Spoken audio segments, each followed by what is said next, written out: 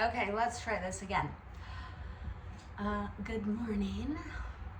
Um, so last night in meditation, and generally I ask on Sundays what it is that we are in need of knowing for the week ahead of us. And we're not a news watching family. It's not something we do. We don't pay attention to that because most of the time what you hear is one-sided views, and it's a waste of time. It's a waste of energy. So knowing, in a sense, what is going on, we know about the war and the Epstein files. Basics, very basic. So when I went into meditation and I asked for assistance in what it is we needed to do and focus on for this week, let me just start off by saying I pulled cards first. And starting off, we had the Knight of Pentacles. Center card was the Ace of Cups. And the third card was the Eight of Cups. So the Eight of Cups showed a full moon. The Ace of Cups showed the cycles of the moon. Both of the Cups cards are emotion within the body. We know that there is a lunar eclipse going on bright and early on Tuesday morning at 3:03 Pacific Standard Time. But there's 3 days before and 3 days after the event, and that takes care of our week. I thought that was absolutely incredible and extreme confirmation in regards to what is going on outside of us. But as I looked at the cards and requested assistance and help in discernment for what information I was getting,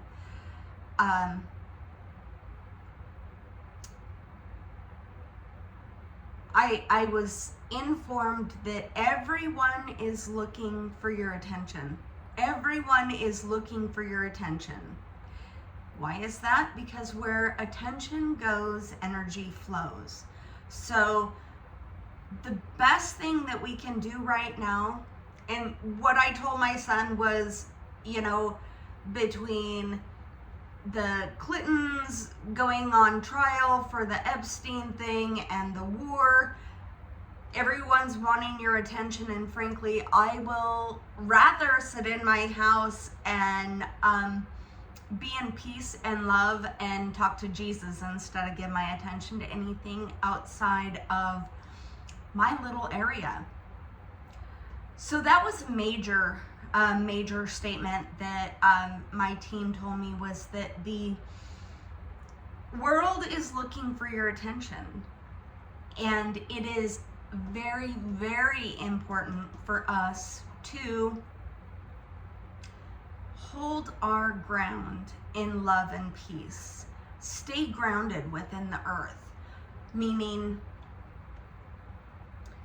get outside and throw out a blanket, sit in the sun, and have a prayer. Sing a song. Focus on your love and gratitude for your family, for your loved ones, for the food you eat, the water you have within you, within the ground. Cover yourself in loving kindness and gratitude, because that is the only way we are going to heal what is going on within the world right now. After I got done sharing the message, and they also said, watch the oceans. I don't know exactly what that means. Watch the oceans, the whales, and mammals within the ocean. It's a big deal, and that's not the first time they told me to watch the oceans, because they told me a while ago in regards to the currents changing, and that was going to disrupt the pattern in regards to the weather. I have since been recording the messages because I don't fully remember them. But what I can tell you is, with their strong insistence in regards to staying in gratitude, in love and compassion, and just being love and standing grounded in that is so incredibly important. Right after that, we pulled up a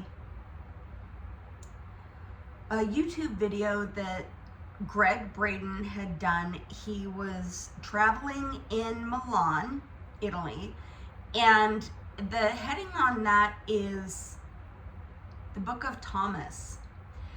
And it states in there how to pray, because the Book of Thomas was one of the books of the Bible that was taken out because it gave us too much information in regards to how to achieve what it is everybody always wants to know. How to master or say the right thing. There's a way to do it. You just have to speak the language of the Matrix, or whatever you want to call it.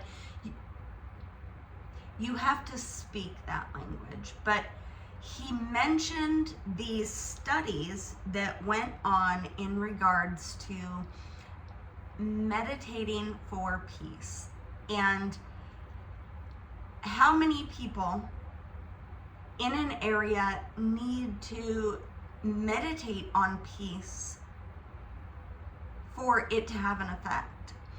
And it was basically the square root of the amount of people in the town. So if there's 1 million people, say, in the town, the square root of that, I think, was about 100, is what it came up with, something like that. And 100 people, 100 people. So the way they conducted this study was in the 80s, was the first major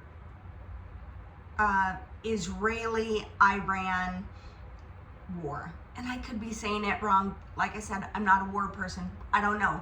What I do know is that there are published studies done in 1980 in the first war, and they did scientific studies on this, where they got these people together, and as they meditated and stayed in peace and love in that area, everything went down.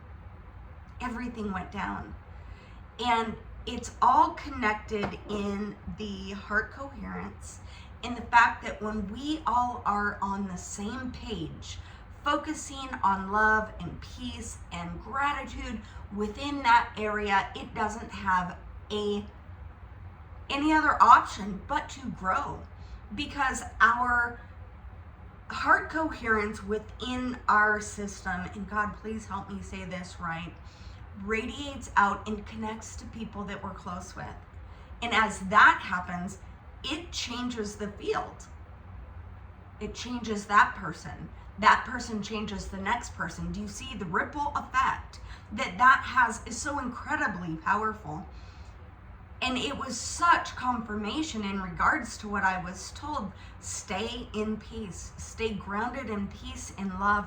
And right now, I don't want to know what happened, why it's going the way it is. It's probably over money, or who knows. But between the Middle East, the Epstein files, all this stuff going on down south in Mexico, I mean, our world is in it's in pain. And it's so incredibly important for us to hold the line on love and peace and gratitude, because if we all were to take a side and get offended and be angry, and that does not help anything. That is not going to help any fact of any matter. It's not going to solve any war. It's not going to create peace. It's going to create more division. And our job right now is to stay in peace and love. And if you're able to just focus on that, hold your hand over your heart and just, God, I'm so thankful. Thank you, thank you, thank you for the land that I live on, the air that I breathe. Thank you for filling my lungs with this amazing, wonderful, pure air. When you do that and you are grounded on the earth, everything is interconnected. That was one of the first things that they showed me, was the interconnectedness of everything. Trees, rocks, ground, dirt, us, birds, everything, worms, ticks, everything, and the interconnectedness of everything. One thing cannot not affect the other. It all is interconnected. It all affects. So what effect do you want to put out there? Me, I'll stand with peace and love any day. And if that makes me wrong for not choosing a side, I don't care whose book that goes in. I don't, because the only one that matters is really what I think, feel, and follow. And I think, feel, and follow peace, love, harmony, coherence, gratitude.